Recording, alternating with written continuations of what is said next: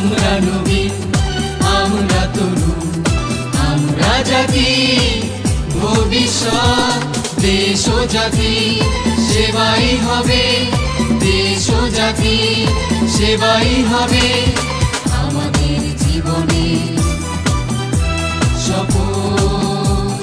শিক্ষা, নৈতিকতা, মানবতা, দেশপ্রেম আমাদের চলার নীতি, আমাদের চলার নীতি।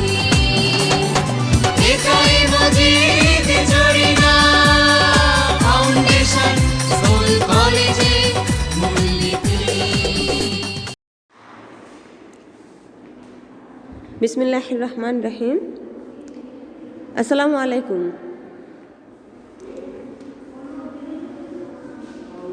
আমার প্রাণপ্রিয় শিক্ষার্থীরা, সবাইকে ফুলের শুভেচ্ছা জানিয়ে শুরু করছি। তোমাদের সাথে আছি আমি নাসরিন নাহার, প্রভাষক Bangla, Majid Jarina foundation school and college, Naria, Shariatpur.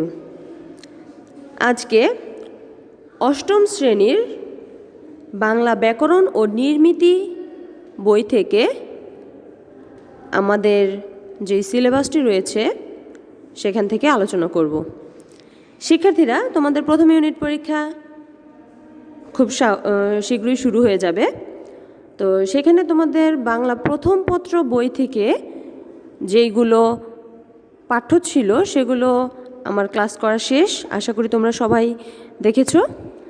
তো আজকে আমি বাংলা দ্বিতীয় পত্র অর্থাৎ বাংলার একটা অংশ, বাংলা ব্যাকরণ ও নির্মিতি বই থেকে আলোচনা করব। এখানে তোমাদের সিলেবাসে তোমরা দেখেছো ভাষার যে প্রথম অধ্যায় সেখান থেকে আলোচনা হবে, তোমাদের প্রশ্নও হবে ভাষা থেকেই।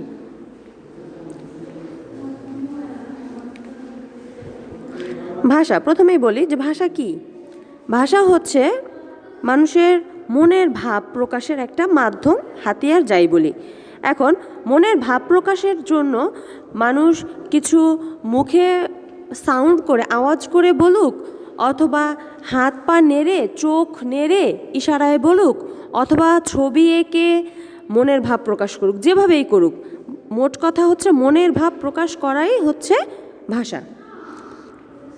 এখানে তোমাদের ভাষা আমরা দেখব যে বইয়ের প্রথম পৃষ্ঠাতেই রয়েছে যে কয়েকজন ভাষাবিদের সংজ্ঞা রয়েছে। এখানে একটু খেয়াল করবে যে মানুষ সৃষ্টির সেরা জীব। মানুষ মুখে সাউন্ড করে হচ্ছে তার মনের ভাবটা প্রকাশ করে। মানুষ মনের ভাবটা প্রকাশ করার জন্য অনেকগুলো বাকযন্ত্রের ব্যবহার করে। বাকযন্ত্র, টোটাল বাকযন্ত্রটা কি? নাক, কান, মানে তোমার মুখের এখান থেকে শুরু করে ঠোঁট, দাঁত, জিহ্বা, নাক, তারপরে হচ্ছে গলনালী, কণ্ঠনালী, ফুসফুস, এই সব টোটাল মানে তোমার সাউন্ড যেখানে সৃষ্টি হয়, মানে ফুসফুসের এখানে ভিতরে, পেটের ভিতরে, আর সেখান থেকে বেরিয়ে আসার জন্য যতগুলো অর্গান, যতগুলো যন্ত্র কাজ করে সবগুলোকে মিলেই হচ্ছে একত্রে বলে বাকযন্ত্র। তো এই বাকযন্ত্রের সাহায্যে মানুষ যেই শব্দ সাউন্ড করে, যেই ধ্বনি বের করে, সেটাই হচ্ছে ভাষা। এখানে ডক্টর সুনীতি কুমার চট্টোপাধ্যায় বলেছেন যে মনের ভাব প্রকাশের জন্য বাকযন্ত্রের সাহায্যে উচ্চারিত ধ্বনি দ্বারা নিষ্পন্ন অর্থাৎ ধ্বনি দ্বারা স্বয়ংসম্পন্ন কোনো বিশেষ জনসমাজে ব্যবহৃত স্বতন্ত্রভাবে অবস্থিত তথা বাক্যে প্রযুক্ত শব্দ সমষ্টি হচ্ছে ভাষা। মোট কথা সহজভাবে হচ্ছে কি, যে বাকযন্ত্রের সাহায্যে যে ধ্বনি গুলো জনসমষ্টিকে অর্থাৎ জনগণকে বোঝানো হয়, মানুষকে বোঝানো হয়, সেটাই হচ্ছে ভাষা। নির্দিষ্ট জনসমাজের মানুষের মনের ভাব প্রকাশের জন্য মুখ দিয়ে অন্যের কাছে এটা বোধগম্য হতে হবে, মানে অন্যকে এটা বোঝানোর জন্য অর্থপূর্ণ হতে হবে। যদি তুমি কতগুলো সাউন্ড করলা কিন্তু সেটার কোনো অর্থ হলো না, তাহলে কিন্তু সেটা ভাষা হবে না, কারণ সেটা তাহলে কেউ বুঝবে না। তো ভাষা, এটা তো আমরা বলতেছি যে ভাষা বলি, তো বলার পরে মানুষ চিন্তা করলো যে ভাষা তো শুধু মুখে বললে হবে না, এটা হচ্ছে লিখেও রাখতে হবে। তো লেখার জন্য, কারণ আমরা মুখে বললে, আজকে বললে দেখা যায় আমরা কিছুদিন পরে সেই কথাটা ভুলে যেতে পারি, সেই কথাগুলো আমাদের মনে নাও থাকতে পারে। এই জন্য মানুষ লেখার জন্য আরেকটা মানে রীতি তৈরি করলো। ভাষার হচ্ছে রীতি তৈরি করলো, একটা হচ্ছে মুখের রীতি, একটা হচ্ছে লিখিত রীতি। তো সেই ক্ষেত্রে পৃথিবীর সব উন্নত ভাষারই এই দুই রকম রীতি রয়েছে। তো ঠিক সেভাবে বাংলা ভাষারও দুইটা রূপ রয়েছে, একটা হচ্ছে বলার রীতি, একটা হচ্ছে লেখার রীতি। তো এখানে দুই প্রকার রীতির, সাধু ও চলিত রীতির মধ্যে যে দুইটা রীতির পার্থক্য রয়েছে সেটা এইভাবে দেওয়া আছে যে বাংলা ভাষা হচ্ছে মৌখিক ও লৈখিক, মানে লিখিত আর মুখে বলা। মৌখিকটা হচ্ছে এরকম যে আঞ্চলিক ও প্রমিত, আর লিখিতটা হচ্ছে এরকম চলিত ও সাধু।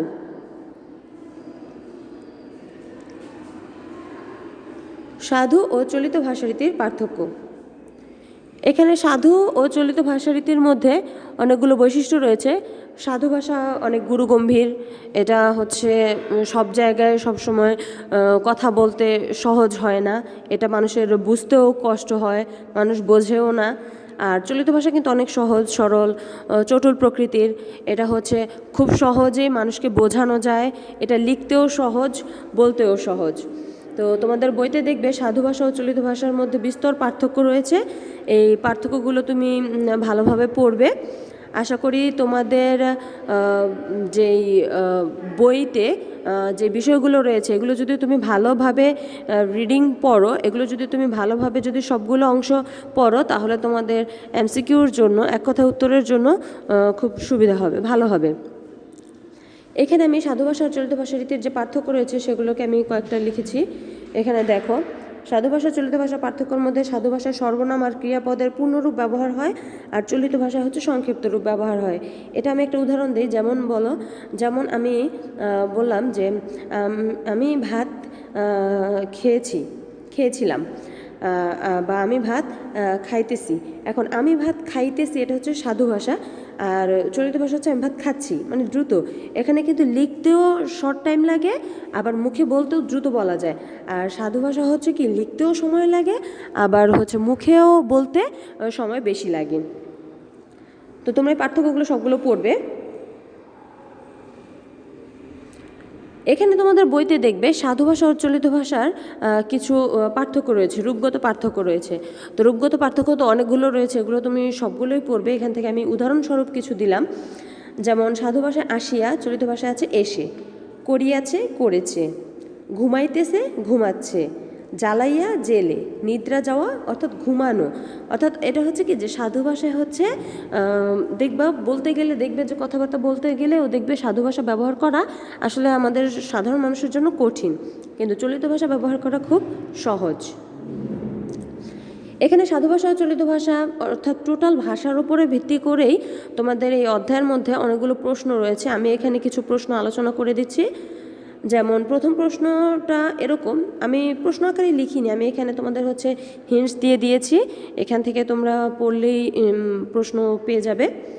মানুষের মনের ভাব যেভাবেই প্রকাশ করা হোক না কেন সেটাই ভাষা, এটা আমি প্রথমেই বলেছি। এবার দ্বিতীয়ত হচ্ছে মানুষের মুখ থেকে বেরিয়ে আসা অর্থপূর্ণ আওয়াজ বা ধ্বনির সমষ্টি ভাষা। এখানে আমি বলেছি কিন্তু অর্থপূর্ণ আওয়াজ, এটা আমি পূর্বে আলোচনা করেছি যে আওয়াজের যদি কোনো অর্থ না প্রকাশ পায় তাহলে কিন্তু সেটা ভাষা হবে না। 3, স্থান কাল ও সমাজভেদে ভাষার রূপভেদ দেখা যায়। এটা ভালো একটা কথা, এটা একটু বোঝার বিষয় যে স্থান কাল ও সমাজভেদে ভাষার রূপভেদ দেখা যায়। এটা কি? এটা হচ্ছে কি, ধরো আমরা সবাই বাঙালি, ঠিক আছে, বাংলাদেশের যত নাগরিক আছে সবাই বাঙালি, সবাই বাংলা ভাষায় কথা বলে। তবে স্থান ভেদে কিন্তু ভাষার মধ্যে একটু রূপগত পার্থক্য রয়েছে। যেমন চট্টগ্রামের মানুষ যেভাবে সবাই বাংলায় কথা বলে, কিন্তু চট্টগ্রামের মানুষের কথার সাথে সিলেটের মানুষের কথা মিলবে না, আবার নোয়াখালীর মানুষের সাথে বরিশালের মানুষের, এরকম মানে প্রত্যেকটা বিভাগেই তাদের নিজস্ব কিছু ভাষা, নিজস্ব কিছু শব্দ রয়েছে যে বাংলা ভাষাকেই তারা একটু রূপগত একটু পরিবর্তন করে তারা হচ্ছে ব্যবহার করে। এটা তাদের জন্য কিন্তু তাদের কাছে এটাই সঠিক, কিন্তু এটা হচ্ছে আঞ্চলিকতার দিক থেকে তাদের এই শব্দগুলো অনেক সময় আমরা শুনলে এক দেশের ভাষা আরেক দেশে শুনলে মনে হবে কি এটা আবার মানে কেমন শব্দ কেমন ভাষা। আর কাল ও সমাজভেদে, কাল বলতে এখানে সময়কে বোঝানো হয়েছে যে সময়ের সাথে সাথে ভাষাও পরিবর্তনশীল। এটা কিভাবে হয়, একসময় আমাদের বাংলা ভাষায় কিন্তু এই চলিত ভাষায় লিখিত হতো না, একসময় সংস্কৃতর সাথে মিল রেখে হতো, তারপর সংস্কৃতর পরে আস্তে আস্তে অনেকগুলো স্তর পার হয়ে হয়ে হয়ে হয়ে কিন্তু আজকের এই সাধু ভাষা, আধুনিক বাংলা ভাষা যেটা চলিত ভাষায় ব্যবহার হচ্ছে। এরপরে সমাজভেদেও সেই একই কথা।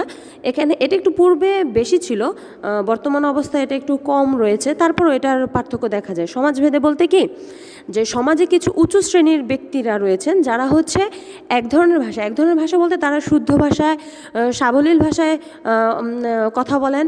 আর এক ধরনের নিচু শ্রেণী রয়েছে যারা ধরো সম্ভবত এরকম চিন্তা করতে পারো যে যারা হচ্ছে একটু পড়ালেখা কম জানে বা যারা অশিক্ষিত, যারা পড়াশোনা করেনি, তাদের ভাষা আরেকজন শিক্ষিত ব্যক্তির ভাষা অথবা শিক্ষিত সমাজের ভাষা কিন্তু অবশ্যই এখানে পার্থক্য দেখা যায়, অবশ্যই এখানে পার্থক্য রয়েছে। 4, ধ্বনির সৃষ্টি হয় বাকযন্ত্রের সাহায্যে। এটা বলেছি, বাকযন্ত্র কি এটা মনে রাখবে। 5, মানুষের গলনালী, দাঁত, মুখ বিবর, কণ্ঠ, জিহ্বা, তালু, নাক ইত্যাদি সমন্বয়ে বাকযন্ত্র গঠিত। এটা বলে দিলাম। 6, মাতৃভাষা হচ্ছে মায়ের কাছে যে ভাষাটি শিক্ষা পায়। এখন এই যে এখানে মাতৃভাষা আর রাষ্ট্রভাষা তোমাদের দুইটাই আলোচনা আছে। তো মাতৃভাষা কি, মাতৃভাষা হচ্ছে যেটা মায়ের কাছ থেকে শেখা ভাষা, আর মায়ের কাছ থেকে এই শেখা ভাষাই কিন্তু আমাদের তোমাদের মানে মায়ের কাছ থেকে শেখা ভাষাই হচ্ছে কি, যেটা আমরা সবসময় বলি। এখন এখানে জন্মগত ভাষা মানে একটা হচ্ছে যে নাগরিক হিসেবে ভাষা, আরেকটা হচ্ছে মায়ের কাছে। এখন তোমার মা মনে করো বাঙালি, কিন্তু তোমার বাঙালি হওয়া সত্ত্বেও সে তার ফ্যামিলিগত কারণে সে আমেরিকায় থাকে। এখন আমেরিকায় যখন থাকে তখন তোমার ছোট ভাই বোন বা তোমার জন্ম হলে সেখানে জন্মগত ভাষা কিন্তু তোমার হয়ে যাবে কি আমেরিকান ভাষা। আর মায়ের ভাষা যদি বলি, তোমার মায়ের ভাষা মাতৃভাষা কিন্তু হবে কি বাংলা। 7, বাংলাদেশ ছাড়াও ভারতের পশ্চিমবঙ্গ, ত্রিপুরা, আসাম, বিহার, উড়িষ্যা, ঝাড়খণ্ড রাজ্য, মিয়ানমারের রাখাইন রাজ্য ইত্যাদি স্থানে বাংলা ভাষার প্রচলন রয়েছে। এটা কী জন্য বলা, যে আমরা বাঙালিরা যেন এটাই শুধু মনে করি না যে শুধুমাত্র বাংলাদেশের মধ্যে ভাষা সীমাবদ্ধ, না, বাংলা ভাষা কিন্তু বিশ্বের অনেক দেশে ব্যবহৃত হয়। কোনো কোনো দেশে তো এটা হচ্ছে প্রথম ভাষা, দ্বিতীয় ভাষা হিসেবেও ইউজ করে। আমরা তো এটা তো অবশ্যই আমরা প্রথম ভাষা হিসেবে বাংলা ভাষাকে ব্যবহার করি। 8, মাতৃভাষার বিবেচনায় সারা বিশ্বে বাংলা ভাষার স্থান 4র্থ মাতৃভাষার বিবেচনায়। আর আমাদের মাতৃভাষা হচ্ছে বাংলা। আর এই মাতৃভাষা তো আর তোমরা সবাই জানো যে এটা তো আমরা খুব সহজে পাওয়া এই ভাষা না, এটা অনেক রক্তের বিনিময়ে, অনেক ত্যাগের বিনিময়ে আমাদের এই আজকের এই আন্তর্জাতিক মাতৃভাষা বাংলা। 9, পৃথিবীর প্রায় 30 কোটি লোকের মাতৃভাষা বাংলা। 10, রাষ্ট্রীয় কাজে ব্যবহারের জন্য দেশের সংবিধান স্বীকৃত ভাষাকে ওই দেশের রাষ্ট্রভাষা বলে। এখানে মাতৃভাষার পাশাপাশি আমি রাষ্ট্রভাষাটা একটু বলে দিলাম। রাষ্ট্রীয় ভাষা এখন আমাদের দেশে যদি বলে যে রাষ্ট্রীয় ভাষা কি, সেটাও বাংলা, মাতৃভাষা কি, সেটাও বাংলা।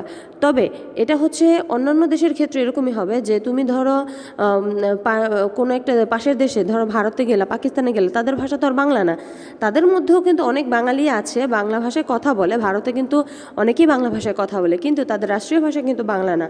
তখন হচ্ছে কি, যে রাষ্ট্রীয় কার্য পরিচালনার জন্য যে ভাষাটা স্বীকৃত সেটাই হচ্ছে রাষ্ট্রীয় ভাষা। তো অষ্টম শ্রেণীর শিক্ষার্থী, আশা করি তোমরা সবাই ভালো থাকবে।